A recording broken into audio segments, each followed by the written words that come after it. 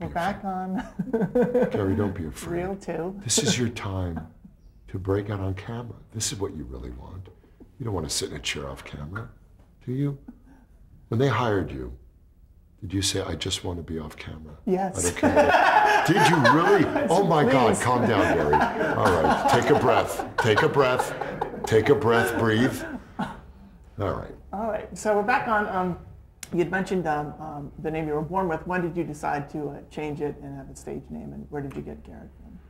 Well, I was going to go with Gary Gerstenfeld, you know, because I like that. What is that called? When you have Alliteration? Alliteration. You are a smart one. See, again, I should have. But I kind of wish, because I am a Gerstenfeld. When you see me, it's like, I'm a Gerstenfeld. But, you know, at 18, I thought, well, that's not cool. So I kept the G, because I wanted to be able to keep my towels that were pre-monogrammed. And I went with Garrett. I almost went Brad Elliott. How scary would that have been? But I'm thinking of changing it back to Kareem Abdul. Can you change back? You can, right? Sure. It's a mess. Do I look like a Gerstenfeld to you? Yeah, now that you mentioned. Right, but I don't look like a Garrett, right? Do I look like a Carol? Like an Italian Carol, a little bit? Okay. And I know you had a couple of sitcoms before Raymond. Yeah. What are you trying to say, Gary? What was the first sitcom that you appeared on? The first one is What's That Smell on the WB. That was actually the title. And then my other one, which was short-lived, was That Better Not Be My Sphincter. That was on CW, and it was about someone that was a lab tech. The first show I ever did was called First Impressions, and boy, did it make one. What happened was, see, it was a great group of people, and they were very, very nice. In those days, that was before they really tailored shows to comedians. They were trying to kind of shoehorn me into, I'll tell you what the story was about, and you let me know how it rolls for you. I was a guy from Nebraska, hello, who was a single father, okay, I know we can buy that part.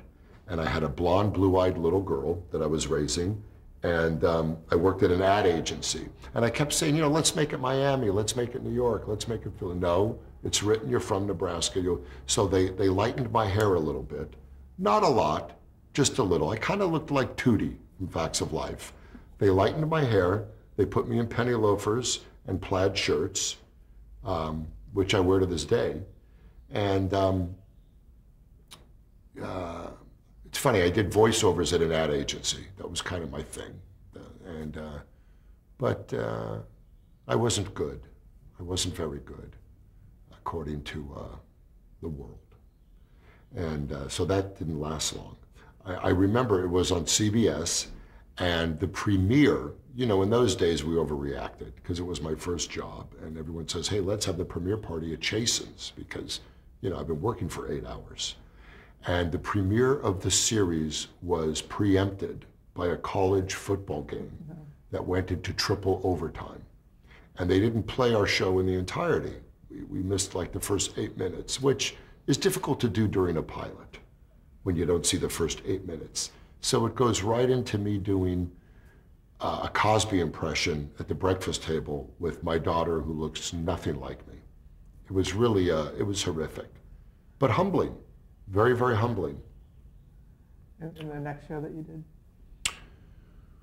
Well, I did a lot of little guest star stuff. I did like something on Fresh Prince of Bel-Air and Roseanne Barr and what was a great show with Helen Hunt and Paul Reiser? Mad About You? Thank you, and I Love You. What was it called? Yeah, that one. And then there were, you know, little things, but my stand-up was always feeling things. But then I did I just had a couple other pilots that were really, you know, one was actually made in someone's garage. I can't talk about that because it's still, you know, there's still a trial pending. But then I did a Seinfeld guest spot. Actually, at the same time I got the Raymond pilot, right around the same time. That's when things kind of started to, I played Jerry's mechanic, who took away his Saab because he wasn't taking good care of the car, wasn't staying up on his maintenance. I was a very obsessive mechanic who wouldn't let him have his car back, and that was so I got to work with one of my heroes, and at the same time drive a Saab. And if you've never seen a guy my size in a Saab, what a picture. What a picture. Looked like a Sherman tank going to Griffith Park is how we shot it. Literally, like, very excited. I really want to direct. And Pursuit of Happiness, how did that come about? What was that about? You know, that was another failure. Now that I loved, I played a gay lawyer, and this is way before gay characters were really on television, and it was wonderfully written, and Larry Miller was in it, and Tom Amandus was in it, and Meredith Lynn Scott was in it, and it was about a gay lawyer and his partner in his business, his other lawyer, was straight, and I come out at 40, and no one knows it, and it was written by the same guys that did Frasier and worked on Cheers, and what I loved about it is it wasn't stereotypical. I was just a lawyer first, and an insecure guy, and someone trying to discover who I was, like everybody does many times at 40, and I happened to be gay, and it was just, I loved the writing, and but folks weren't ready for it. This was in like 94, maybe they just weren't ready for it. I don't think. It was before Ellen and before Will and Grace and before Growing Pains. Was it on long enough to get any feedback from the gay community? I got great feedback. I mean, hell, look at my hair. You know, I don't do this myself. We did get really good feedback. GLAAD embraced it, and so did Alan Carr. Peter Allen gave me a ride home from the Improv one night.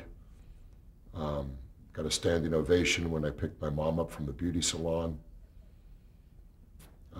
I buy wholesale at the Blue Whale building. I can wear shoes without socks. What else? And how did you come to do Raymond? Well, I read the script, and one thing that was made very clear, you know, was that Ray didn't want me. No, it's that guy from Star Search. No, I don't see him playing my brother, really. To this day, he's still in editing going. I don't know how to get him out of this scene. But I read the script, and I knew the writing was really, really special. And the pilot, the whole show, is literally Ray's life. When Ray shot the pilot, he was living across the street from his family in Queens. His brother had just recently gotten divorced, was a sergeant for the NYPD, was living back home. I mean, Ray was brilliant enough to go, you know what? I'm going to do what I know best, which is my life.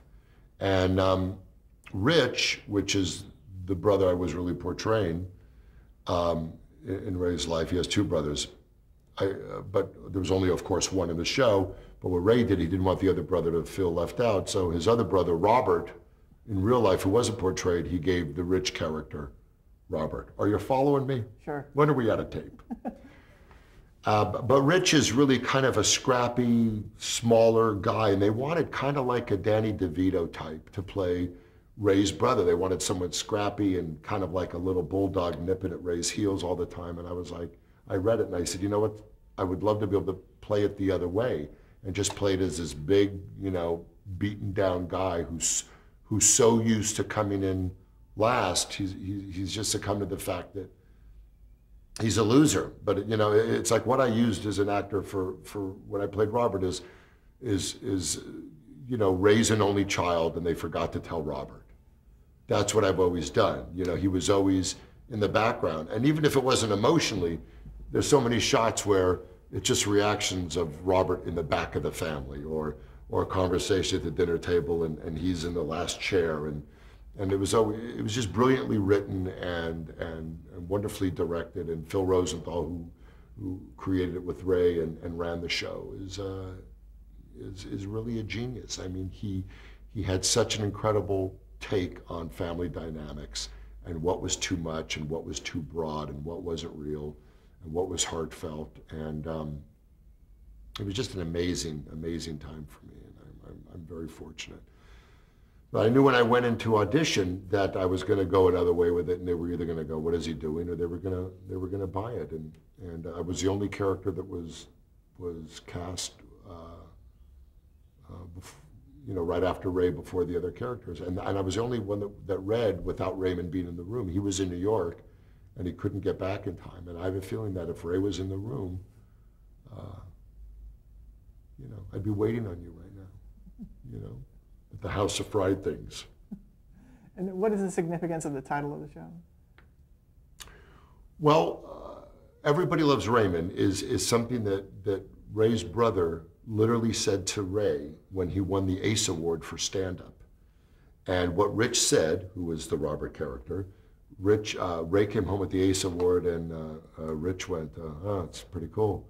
And Ray goes, yeah, I was really lucky. I beat out like George Carlin, and I can't believe it. And Rich goes, "That's great." He said, "I had a day where people were shooting at me, and you're bringing home trophies. Everybody loves Raymond, don't they?" That's what he said, and that's how it started, and that became the line of the show. And my line, I gave it to him in the pilot, but he's a great guy. It's funny. We're both stand-ups, and that's our beginning and our roots. And we just finished an 8-city tour.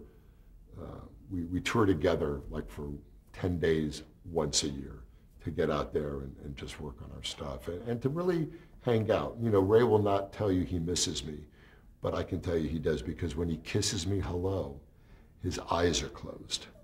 And that's how you can tell. That either means he misses you or we're out of hummus. It could mean either one. And did you know who Ray Romano was? I didn't. I didn't know Ray. I didn't know. It's funny, all of our years of stand-up on the road, we had never run into each other. And I even knew Carrot Top. So, I knew people. I'm not name dropping. I'm giving you some history. And in terms of Robert Barone, where did he fit in the family dynamic in terms of his relationship to all the other characters? Well, I can tell you, Gary, not in a pretty place, in a tiny little box like a kitten, but with no holes in the top. He just, I think he fits where a lot of children fit. Parents will tell you they don't have favorites, but they do. Or as my mom used to say, I love the child that loves me most at that time. That's what she used to say. Don't know what it means. But I think there are more Roberts than Rays out there. I think there, as far as in the family dynamic of things, I think that, I think that's why everyone related to Robert, is we're all trying to get ahead. We're all trying to get noticed. We're all trying to have our day in the sun, and it's hard to. But we all know the Raymond people, and we all know Marie, and we all know Frank and Deborah. And again, it's, the biggest compliment anybody could give you is, my gosh, that's just like our family. And we heard that a lot. We were very lucky, and we knew it. It was funny, like our 6th or 7th show in, we were like, wow, this is really not feeling like a hit, because no one knew that. You never know that. But it was feeling like we all were able to work with each other. We all came from totally different areas. Ray and I were stand-ups. Doris came from theater. Peter came from film. Patty was a stripper. So it's like we all had this melding of just really knowing each other's rhythms and comedy, and it just felt like a family, What was a typical work week like on Raymond? Well, we would show up on Monday. We would table read, which means it's the first time you're reading a script out loud, the cast around a table, so the writers can hear it. That would also be in front of the network and the studio. And then we would all break and individually go up to Raymond and tell him how brilliant he was. Then we would all go outside. I would usually wash his car, and he would get an incredible rub down from Doris, who was 3 pops in by then. And then we would take a short break. We would have notes on the things that we think we should try to tweak, and then we would start rehearsal. And the second day, Tuesday, let's say, because Monday was our table read, Tuesday, we would rehearse all day. And then the writers would come down at the end of the day. They would see every scene up on its feet, as they call it. Phil and the writers would tweak, they would change things, they would see things that worked, things that didn't work. And the third day would be the network studio run-through. Now we do a rehearsal again. At the end of the day, we run through the whole thing, one scene at a time, for the network and the studio and the writers again. The fourth day would be camera blocking, where the cameras set up all the shots. The director sees what he's going to use. He has his alternate shots. We do it all for camera. That's a long day. And then the fifth day is when you rehearse all day long and then you film in front of a live audience. And was there a lot of ad-libbing going on that show? You know, there really wasn't. If we came up with stuff, it was always during rehearsal. And if it worked and landed, you know, I was afraid to ad-lib, which is what I love to do, but I was afraid to because the writing was so good. So we knew if you're going to open your you know, flapper, you better have something. And sometimes, you know, we all really worked on our characters, you know. We all tried to define it as, you know, when I look at the pilot, I'm like, wow, thank God Robert came this way, because he was a little, you know, in the beginning, he was almost, you know, suicidal, which is not great at prime time, you know. So we had to develop our characters. And that's the thing about anything on television. You know, your first episode is you're supposed to be people that had a life for years and years. You know, and you have to pick it during that pilot. You have to know it right away, and you have to be committed to it. So if you change a character, it's got to be very, very subtle and slowly, and hopefully in a direction that the audience will buy or not buy. But now the show ran for 9 seasons. What was Robert's trajectory over that 9 seasons? Well, you know, I think as we got to know Robert, we found out a few things about him. In some ways, he was a little more together than Raymond really was. He was a little more intellectual on some levels than Raymond really was. He was a little more worldly than Raymond was, for a guy that really didn't go many places. No one, as far as a character, no one took the time to really find out who Robert was. So we let the audience do that. We let the audience discover things about Robert is the same time as the family did. You know, with Ray, he was always, you know, he was the favorite, so his life was always up there on a pedestal anyways. As we learned about Robert, so did the people at home, and that was kind of fun, and that was kind of interesting, you know. He became a socialite. You know, when he was single and divorced, he started to have that playboy life that Raymond always dreamed about. So the writers thought, wouldn't it be fun to have Raymond live vicariously through Robert, you know? There was an episode where I actually told a girl that I was Ray Barone, and he told a girl that he was Ray's brother Robert, and we actually switched identities. And it was working wonderfully for both of us. All of a sudden I was a respected sports writer, and he was, you know, getting a girl here and there. So again, it was just the brilliance of the writing. And then I ended up getting married near the end of the series, and I found myself in the same miserable situation. I finally had something in common with Frank and Ray, and that was I had no more freedom. So, what was that relationship like between Robert and Ray? What kept Robert and Ray, I think, really tight was they had a common enemy, which was Marie and Frank. And I think Raymond hid behind Robert, not just physically, but emotionally. My character was so beaten down that I'd be the first guy into the fire because I was almost immune to their abuse because I was so used to it. So our common goal was to just survive living across the street from these people. And I think that's what really kept us together. And you could tell that they were close brothers. You know, Robert idolized Raymond, and Raymond felt that Robert got the short end of the stick. He wasn't in denial about it. He knew it. He loved it at times because brothers will fight. But the community of staying alive with crazy parents is, I think, what kept us intact. And we each had things that the other one needed. You know, he had the inside track to the family, which I desperately wanted to have and knew I never would. And I was his, his little taste of freedom. I'm going to go play cards at Robert's house, or I'm going to go do this, or I'm going to take Robert to the ball game. And, I was his way out. I was a diversion for him. Can you talk about working with Doris Roberts and Peter Boyle, who played your parents in the film? Well,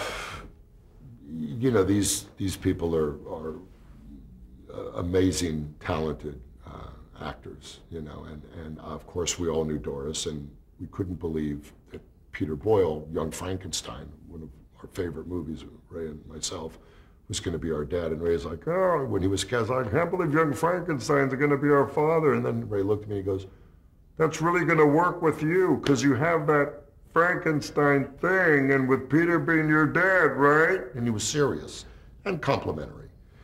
But when he walked on the set, it's like Peter couldn't be more of an opposite than his character. Incredibly intelligent, very educated, politically adept, and really some wonderful opinions on things. And just a sweetheart. And Ray was brand new to acting, and Peter really took him under his wing and helped him and supported him and really told him one day in the middle of a shoot, Raymond, right here, I'm over here, I want you to look, really connected, and brought him around, and was a real father figure on and off the set to Ray. And but Peter was cool, we would hang out and we would go to dinner, and he was just one of the guys. There were no airs about him, and there was none of that. He was just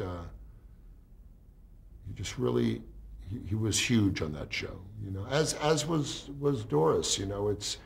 It's real rare to get an ensemble where you could, pitch to anyone and they're gonna hit it over the fence. I mean, it was an amazing support system creatively. When you're surrounded by actors like that, it gives you a freedom and a comfort level that you feel safe. You know that you're surrounded by some of the best, funny people out there, and it gives you an ability to even push it a little further, because someone's going to catch if it doesn't work, and we just had a ball. It sounds trite to say we were a family, and no one wants to hear that, but we really were. I mean, we hung out and we did things, and we saw a lot of each other's children being born, and it was a very kid-friendly set, and there was a nursery upstairs, and there was a little play area for anybody that wanted to bring their kids over, and it was really very homogenous, And what kind of tone did Phil Rosenthal set for the show? Well, Phil always said, be nice. He always said, be nice. That was his thing, and it was a great vibe, There was something did come before the work, and that was family and people. But when it was work time, there was no one more dedicated and more hardworking than Phil or Ray. Ray was the first to get there and the last to leave, and Ray is an amazing writer, as is Phil. And so much of the tone was propelled by Ray, which is great, because it just kept the characters true, and we literally, played his family, which who's going to know better than him? But Phil had an uncanny way. I have never seen anybody ever fix a scene that wasn't working and do it on the fly. He would see a scene that wasn't happening during rehearsal, and instead of saying, okay, we're going to go upstairs and rewrite it, and we'll work it out tomorrow, he would literally go, okay, you come in the door 2 minutes later. Doris, sit on the couch and don't stand. Robert, don't come in the room at all.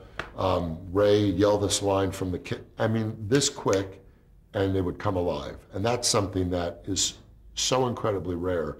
And we would watch Phil work, and that was, was what he did. And I told him he should direct. He'd be an incredible director, but he didn't want to be out of the writer's room, because that was where, he was needed, and that was his love. But he will direct one day, or do features, or run a network, or whatever. And what was your relationship to the directors on the series, Gary Halvorson or Will McKenzie? Gary Halvorson, Andy Ackerman. We had just Will McKenzie, real veteran, incredible directors. A lot of directing a sitcom is usually math, and there's so much to do in so little time, and you have 4 to 5 cameras running. All you really do is have time to point. Very few directors are confident enough to know they will work 5 cameras and still bring something to the party. And a lot of the directors were coming on a show that was working and clicking. So the director has 1/10 of the input as he would have doing a feature. Because a feature is usually 1 camera, and it's very intimate, and it's you and the director and the other actor, and it's a lot more collaborative. But in the case of Gary Halverson or Andy Ackerman or Will, they brought something to the party. They had done it so much. They were great with character. They were great with story. And they were great with shots. It's rare to get both. You know, I mean, I could never imagine directing a sitcom because it's so many angles and it's so many things, and you're limited. You know, you can't move stuff all around the place like you can in a feature. You know, the sink is going to be here and the couch is going to be here, and it's going to be that way for 8 weeks or 9 years, and you've got to learn to shoot it where it isn't so flat. You know, in a film, you have all these different angles and different sides, so everything is a lot more dimensional. But there's very, very few great sitcom directors, and we had them, and it was helpful. And I know some of the storylines, or many of the storylines, came from the writers' real lives and other people's real lives. Did you offer any things from your life? Not really. You know, they had much funnier lives, and we were going to incorporate one thing, but it ended up we were finished. But near the end of the series, I fell through the attic and fell through the ceiling and landed on little Jim and the twins. Pretty much what happened is, have you ever been in an attic? Mm-hmm. Okay. Well, you can't walk on the drywall. Did you know that? Yes. Yeah, see, I didn't. And I was straddling a beam as I was putting some boxes away. And I had my left foot on drywall and the right foot on some other drywall and a wood beam in the middle. And both of my legs went out. And it was right after the holidays, and I was putting away, you know, some Christmas paraphernalia, and my legs came through, thank God, right over the Thomas the Train table that my son was playing at. And I was wearing red sweats, and my boy was almost 2 at the time, and he looked up, he goes, "Santa!" That's true. It's exactly true. He went, "Santa!" He saw my red legs go right through the roof, and it was unbelievable. And then I ended up, you know, at the emergency ward. See, this is one of the problems with any kind of celebrity. You don't want to be in an emergency ward with half the staff looking at that area, you know, and they were literally like, "Hey, we love you on Raymond." Wow, that's really that's in it. Was it that small before the fall? You know, questions like that. So it was an embarrassing time, but I could have been, you know, it could have been a lot worse. I could have fallen on my elbow, you know. As I always say, thank God the testicles broke my fall, which is actually the title of my book. Can I look over here now or no? Okay. What was it like working in front of a studio audience on Raymond? Well, there's nothing like a studio audience because, especially for stand-ups, you know, we love that, and that's why I love doing a sitcom. For me, I enjoy it more than film or anything really, because it encompasses the best of all worlds for me, which is a live audience. I get bored very easily, so I love doing a new script every week. And as Phil Rosenthal used to say, it should be a play every week. It should feel like a play.